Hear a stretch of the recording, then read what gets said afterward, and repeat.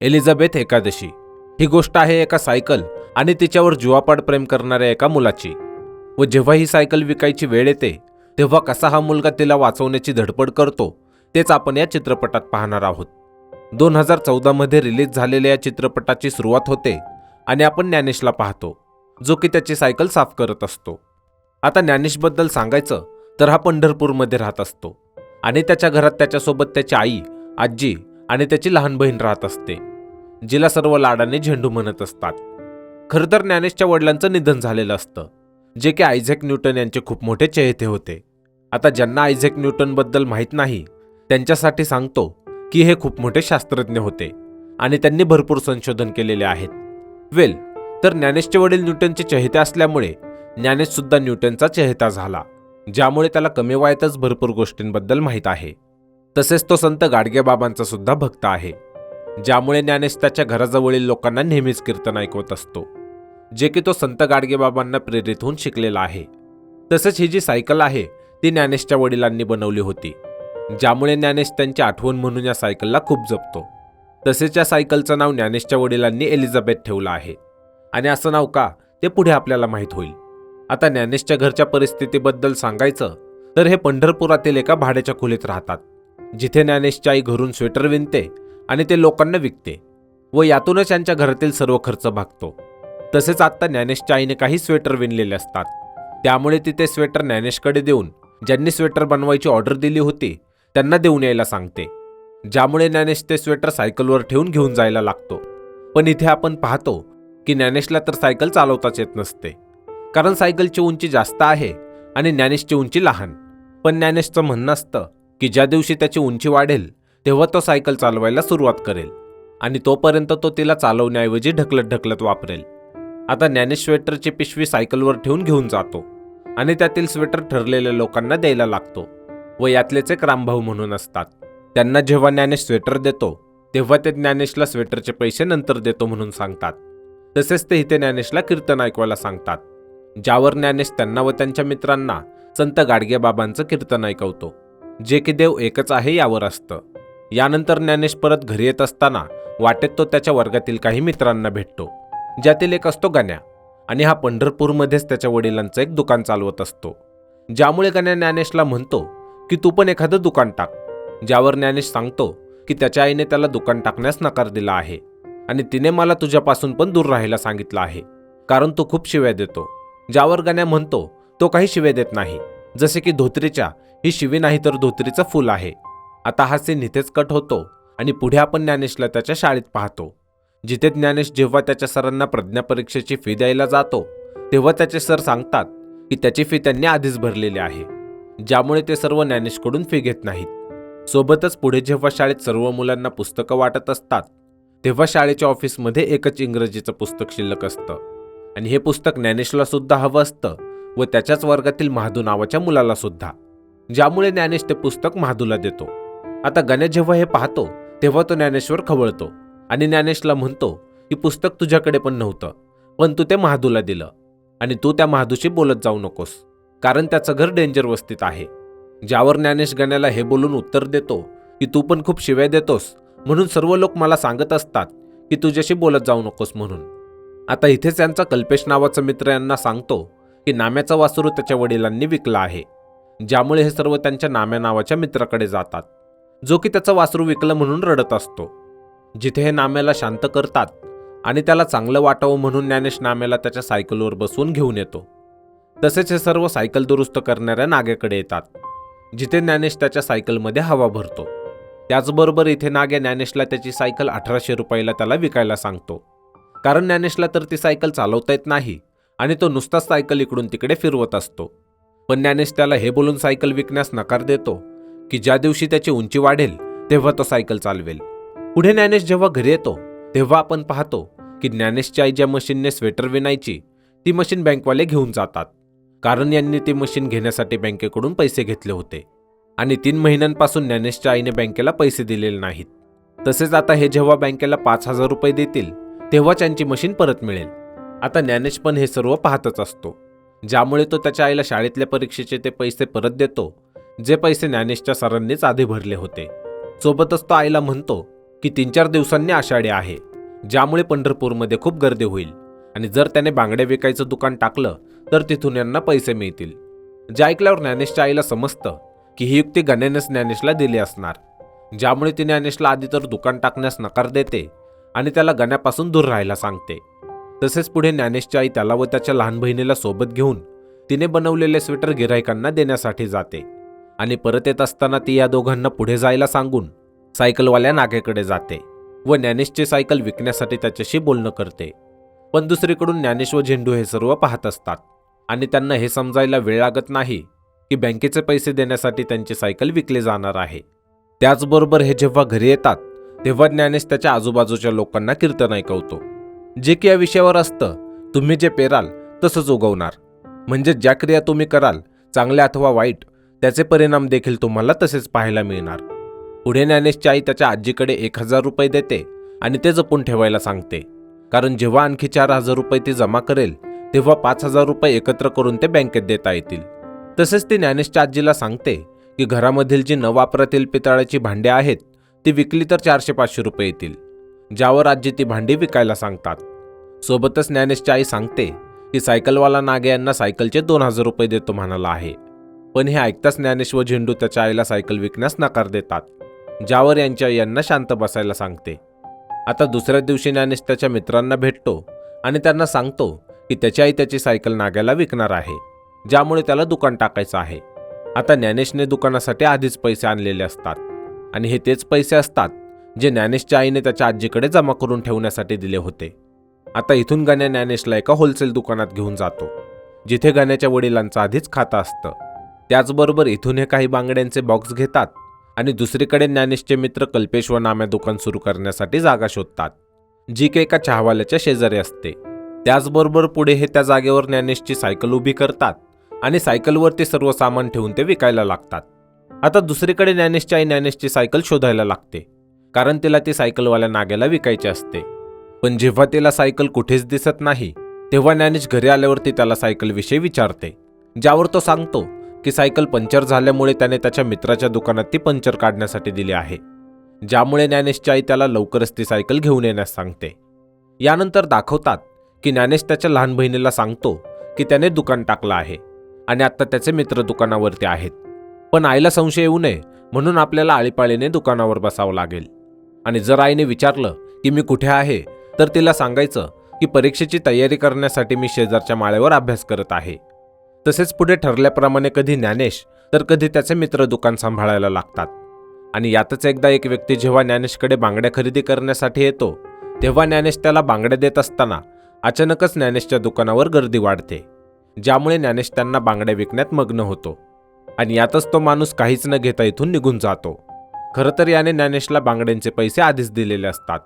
पण जेव्हा सर्व गिऱ्हाईक गेल्यावर ज्ञानेश त्या माणसाला बांगडे देण्यासाठी वळतो तेव्हा ज्ञानेश पाहतो की त्या माणसाने त्याला पैसे तर दिले, पण तो बांगड्या न घेताच निघून गेला आहे. आता दुसरीकडे ज्ञानेशच्या घरी त्याच्या शाळेतील एक बाई येतात, पण ज्ञानेश तर घरी नसतो. त्यामुळे झेंडू घराच्या छतावरून बाहेर जाते आणि ज्ञानेशला घरी पाठवून ती स्वतः दुकानावर थांबते. तसेच इथे हा गमतीशीर सीन आहे.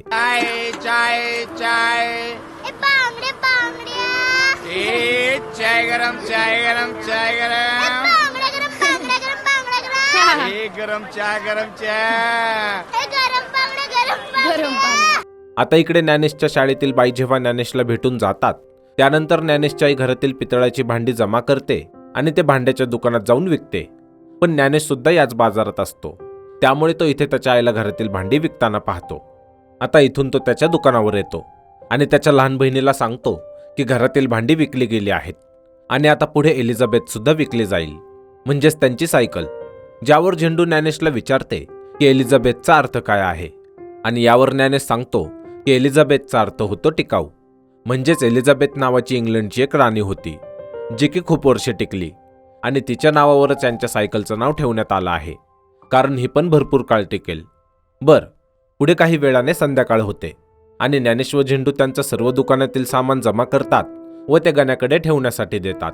तसेच हे जेव्हा घरी येतात तेव्हा यांना माहीत होतं की त्यांची आई उद्या सोलापूरला मावशीकडे जाणार आहे आणि त्यात ज्ञानेशचा मित्र कल्पेश ज्ञानेशला भेटून सांगतो की उद्या यांचे कांबळे सर कम्प्युटरवरती नकाशे दाखवणार आहेत. ज्यामुळे यांना उशिरापर्यंत शाळेत थांबावं लागणार आहे. खरं तर ज्ञानेशनेच कल्पेशला त्याच्या घरी येऊन ही खोटी बातमी द्यायला लावलेली असते, जेणेकरून शाळेच्या नावावर यांना बांगड्या विकता याव्यात. आता दुसऱ्या दिवशी आपण पाहतो की ज्ञानेश व झेंडू त्यांच्या आईला घाईघाईने मावशीकडे पाठवून देतात आणि पुढे हे यांचं दुकान लावण्यासाठी जातात. पण त्याआधी ज्ञानेश आणि गण्या पुन्हा होलसेल दुकानात नवीन बांगड्या खरेदी करण्यासाठी जातात. जिथे ज्ञानेश जेव्हा एक 3,000 रुपयांचा बांगड्यांचा बॉक्स पाहतो, तेव्हा इथला दुकानदार ज्ञानेशला 3,000 रुपयांच्या बांगड्या असलेले 2 बॉक्स उधार देतो आणि म्हणतो की जेव्हा तुझा माल विकला जाईल तेव्हा याचे पैसे दे. त्याचबरोबर पुढे ज्ञानेश व गण्या दुकानाच्या जागे येतात. तसेच आतापर्यंत ज्ञानेशने बांगड्या विकून 500 रुपये कमावलेले असतात आणि त्याला आणखी 1,500 रुपये कमवायचे असतात, कारण यांच्याकडे मशीन सोडवण्यासाठी 1,500 रुपये कमी असतात. आता इथेच ज्ञानेशच्या वर्गातील महादू यांना दुकान लावताना पाहतो, ज्याला ज्ञानेशने शाळेत इंग्रजीचं पुस्तक दिलं होतं आणि गण्या ज्ञानेशला त्याच्याशी बोलत जाऊ नकोस म्हणून म्हणाला होता. इथे महादू पाहतो की ज्ञानेश बांगड्या ठेवण्यासाठी टेबल शोधत आहे, पण त्याच्याकडे टेबल नाहीये. ज्यामुळे महादू त्याला सांगतो की त्याच्याकडे एक थोडी तुटलेली खाट आहे, ज्यावर तो बांगड्या ठेवू शकतो. आता गण्या पण इथेच असतो, त्यामुळे तो ज्ञानेशला महादूची मदत घेण्यास नकार द्यायला लावतो आणि याचे कारण तो सांगतो की महादूची आई कनिका आहे व हे डेंजर वस्तीत राहतात. आता या लहान मुलांना तर कनिका शब्दाचा अर्थ माहीत नसतो, पण इथे आपल्याला मात्र हे माहीत होतं की महादूची आई वैश्य व्यवसाय करते आणि त्यामुळेच सर्व महादूपासून लांब राहत असतात. इथे ज्ञानेश गण्याचं न ऐकता महादूची खाट घ्यायची ठरवतो, ज्यामुळे पुढे ज्ञानेश व त्याचे मित्र महादूच्या घरी जातात. जिथे हे जेव्हा महादूच्या आईला भेटतात तेव्हा ज्ञानेश व त्याचे काही मित्र त्यांच्या पाया पडतात, ज्यामुळे महादूच्या आईला खूप आनंद होतो, कारण पहिल्यांदा महादूच्या वर्गातील त्याचे मित्र यांच्या घरी आले. आता हे सर्व इथून खाट घेतात आणि पुढे पुन्हा त्यांच्या दुकानाच्या जागी येऊन दुकान सुरू करतात. पण थोड्या वेळाने जेव्हा यांची आजी बाजारात आलेली असते तेव्हा त्या ज्ञानेश व झेंडूला बांगडे विकताना पाहतात, ज्यामुळे हे दोघे आजीला सांगतात की यांच्या आईने जे आजीकडे 1,000 रुपये दिले होते ते घरातून घेऊन यांनी हे दुकान सुरू केलं आहे आणि त्यावर आत्तापर्यंत यांनी 300 रुपये कमावले व आणखी माल यांच्याकडे शिल्लक आहे, जो विकला गेल्यावर यांना यांच्या वडिलांची सायकल विकावी लागणार नाही. आता यांची आजी देखील यांच्या प्लॅनमध्ये सामील होतात आणि त्यांना काहीच बोलत नाही. त्याचबरोबर दुसऱ्या दिवशी हे पुन्हा त्यांचं दुकान सुरू करतात आणि आज यांची आजी यांच्यासोबत असल्यामुळे हे बाजारात चहासुद्धा विकायला लागतात, कारण यांच्या दुकानाच्या शेजारी जो चहावाला होता त्याने त्याची चहाची टपरी दुसऱ्या ठिकाणी टाकलेली असते. तसेच काही वेळाने यांच्या आजी घरी जातात आणि पुढे यांना मदत करण्यासाठी इथे महादू येतो. पण तेव्हाच इथे पुन्हा तो माणूस येतो ज्याने काल ज्ञानेशकडून बांगड्या घेण्यासाठी त्याला पैसे दिले होते, पण तो बांगड्या न घेताच इथून निघून गेला होता. आता ज्ञानेश या माणसाला त्या विषयावर बोलतच असतो तेव्हाच यांच्या दुकानावर बांगड्या खरेदी करण्यासाठी खूप लोक येतात आणि यातच यांच्या दुकानासमोर एक छोटीशी दंगल होते. आता ही दंगल कशामुळे झाली ते महत्त्वाचं नाही, पण या दंगलीमध्ये ज्ञानेशच्या दुकानातील त्याचा सर्व माल इकडे तिकडे विस्कटला जातो आणि याचाच फायदा उचलून हा माणूस ज्ञानेशच्या स्टॉलवरून तो बांगड्यांचा बॉक्स उचलून घेऊन जातो, ज्यामध्ये 3,000 रुपयांच्या बांगड्या होत्या. आता सर्व दुकान सावरत असताना ज्ञानेशच्या लक्षात येतं की यामध्ये 3,000 रुपयांच्या बांगड्यावाला बॉक्स नाहीये, ज्यामुळे ज्ञानेश तो बॉक्स सगळीकडे शोधतो. तसेच तो त्या ग्राहकांना शोधून त्या बॉक्सबद्दल विचारपूस करतो जे त्या दंगलीच्या वेळी त्याच्या दुकानाजवळ होते, पण यांच्याकडे सुद्धा ज्ञानेशला तो बॉक्स मिळत नाही. तसेच आत्तापर्यंत संध्याकाळ होते आणि गण्याला सुद्धा या चोरीबद्दल माहीत झालेलं असतं, ज्यामुळे गण्या ज्ञानेशला सोबत घेतो व जवळच्या कचऱ्यात तसाच हुबेहूब 3,000 रुपयांच्या बांगड्यांवाला बॉक्स शोधतो, ज्यामध्ये तो दुसऱ्या स्वस्तातल्या बांगड्या भरतो आणि त्या दुकानदाराला परत द्यायला जातो. पण बॉक्स परत करत असताना त्या दुकानदाराला माहीत होतं की यांनी बॉक्समध्ये स्वस्तातल्या बांगड्या भरल्या आहेत, ज्यामुळे तो या दोघांनाही पकडून ठेवतो. तसेच हे दोघे दुकानदाराला सर्व घडलेला प्रकार सांगतात, पण त्याला ते खोटं वाटत असतं, ज्यामुळे तो यांना मारतो देखील. आता दुसरीकडे महादू झेंडूला घरी जायला सांगतो आणि तो व नाम्या राहिलेल्या बांगड्या विकण्यासाठी दुकानावर थांबतात. सोबतच इकडे हा दुकानदार गण्याच्या वडिलांना बोलावून घेतो व गण्याला त्यांच्या हवाली करतो आणि ज्ञानेशला हा तोपर्यंत सोडणार नसतो जोपर्यंत त्याच्याही बांगड्यांचे 3,000 रुपये त्याला देत नाही. आता ज्ञानेशची आई जेव्हा झेंडूला विचारते की तिचा मोठा भाऊ कुठे आहे तेव्हा झेंडू काहीच सांगत नाही, ज्यामुळे ज्ञानेशची आई ज्ञानेशला शोधायला लागते आणि यातच वाटेत तिला ज्ञानेशचे सर भेटतात, ज्यांच्याकडून तिला माहीत होतं की हे सर आज शाळेत कम्प्युटरवरती कोणताही नकाशा दाखवणार नव्हते, ज्यामुळे ज्ञानेशच्या आईची चिंता खूप वाढते. पण पुढे गण्या ज्ञानेशच्या आईला भेटतो आणि तिला त्या होलसेलच्या दुकानवाल्याकडे घेऊन जातो, जिथे शेवटी ज्ञानेशच्या आईला सर्व प्रकार माहीत होतो. आता ज्ञानेशला इथून घेऊन जाण्यासाठी या दुकानदाराला 3,000 रुपये द्यायचे असतात, त्यामुळे ज्ञानेशची आई घरी येते आणि ज्ञानेशच्या आजीकडे ठेवलेले पैसे पाहते. पण तिला माहीत होतं की ते पैसे ज्ञानेशने आधीच दुकान सुरू करण्यासाठी घेतलेले होते. ज्यामुळे ज्ञानेशची आई यांची सायकल घेऊन जाते आणि ती सायकलवाल्या नाग्याला विकून टाकते. तसेच तिच्याकडचे पैसे आणि सायकल विकून मिळालेले पैसे असे 3,000 रुपये जमा करून ती त्या दुकानवाल्याला देते आणि ज्ञानेशला तिथून घेऊन येते. आता घरी आल्यावर ती ज्ञानेशला काहीच बोलत नाही, कारण तो तर त्याची सायकल वाचवण्याचा प्रयत्न करत होता. तसेच काही वेळाने महादू आणि नाम्या ज्ञानेशकडे येतात आणि त्याला सांगतात की ज्या बांगड्या शिल्लक राहिल्या होत्या त्या सर्व त्यांनी विकून टाकल्या आहेत. सोबतच ते विकलेल्या बांगड्यांचे 3,000 रुपये ज्ञानेशला देतात, ज्यामुळे ज्ञानेश सोबतच त्याच्या आईला सुद्धा खूप आनंद होतो. आता दुसरीकडे आपण त्या माणसाला पाहतो ज्याने ज्ञानेशकडच्या बांगड्यांचा बॉक्स चोरला होता. इथे या माणसाला खूप वाईट वाटत असतं, कारण की त्याने लहान मुलांच्या दुकानावर चोरी केली. ज्यामुळे तो आधी ज्ञानेशला शोधत त्याच्या दुकानाच्या जागी येतो आणि जेव्हा त्याला तिथे ज्ञानेश भेटत नाही तेव्हा तो त्याच होलसेलवाल्या दुकानदाराकडे जातो ज्याच्याकडून ज्ञानेशने बांगड्यांचा बॉक्स घेतला होता. त्याचबरोबर इथे हा माणूस त्या दुकानदाराला तो बॉक्स देऊन त्याची चुकी मान्य करतो. ज्यामुळे पुढे हे दोघे ज्ञानेशच्या घरी येतात आणि ज्ञानेशला बांगड्यांचा बॉक्स व ज्ञानेशच्या आईकडून त्या बॉक्सच्या बदल्यात दुकानदाराने जे 3,000 रुपये घेतले होते ते परत देत त्यांची माफी मागतात. आता पैसे आल्यामुळे ज्ञानेश त्याची विकलेली सायकल परत घेऊन येतो आणि आता ज्ञानेशच्या आईकडे सुद्धा या पैशांमुळे इतके पैसे जमा झालेले असतात की त्याने ती बँकेतून तिची मशीन सोडवून घेऊ शकते. म्हणजेच आता यांचे सर्व प्रॉब्लेम्स दूर झालेले आहेत. बरं, इथे ज्ञानेश आपल्याला सांगतो की एनर्जी आत्मा वगैरे कधीच नष्ट होत नाही, ते फक्त रूप बदलतात, यातून त्यात आणि त्यातून यात.